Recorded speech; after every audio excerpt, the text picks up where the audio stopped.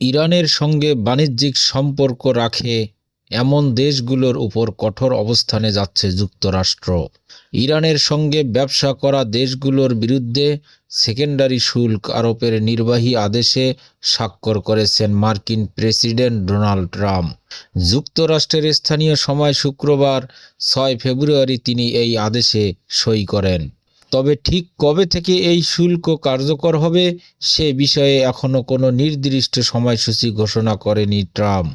গুরুত্বপূর্ণ বিষয় হলো, যে দিন এই নির্বাহী আদেশে স্বাক্ষর করা হয় তার আগের দিনই ইরানের প্রতিনিধিদের সঙ্গে বৈঠকে বসেছিলেন মার্কিন কর্মকর্তারা। আলোচনার মধ্যেই এমন করা সিদ্ধান্ত নেয়ায় আন্তর্জাতিক মহলে নতুন করে উত্তেজনার ইঙ্গিত মিলছে। এই নির্বাহী আদেশ কার্যকর হলে সংশ্লিষ্ট দেশগুলোর উপর কত শতাংশ শুল্ক আরোপ করা হবে তা স্পষ্ট উল্লেখ করা হয়নি, তবে ধারণা করা হচ্ছে এই শুল্কের হার 25% পর্যন্ত হতে পারে। নির্বাহী আদেশে বলা হয়েছে, ইরান থেকে প্রত্যক্ষ কিংবা পরোক্ষভাবে যে কোনো ধরনের পণ্য বা সেবা ক্রয়, আমদানি কিংবা সংগ্রহ করে এমন দেশগুলোর পণ্যের উপর যুক্তরাষ্ট্র আমদানি শুল্ক আরোপ করতে পারবে। প্রয়োজনে শুল্কের পাশাপাশি অন্যান্য বাণিজ্যিক নিষেধাজ্ঞাও দেয়া হতে পারে।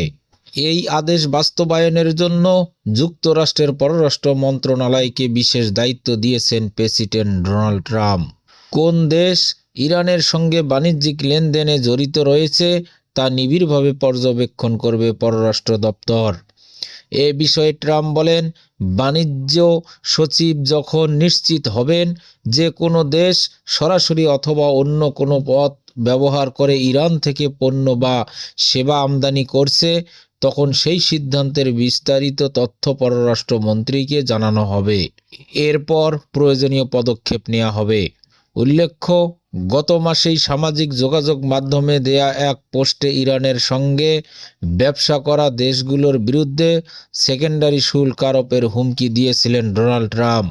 এবার সেই হুমকি নির্বাহী আদেশের মাধ্যমে আইনি রূপ পেল।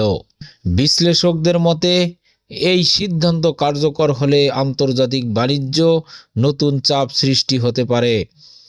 বিশেষ করে যেসব দেশ ইরানের সঙ্গে জ্বালানি ও বাণিজ্যিক লেনদেনে যুক্ত, তারা বড় ধরনের অর্থনৈতিক ঝুঁকির মুখে পড়তে পারে।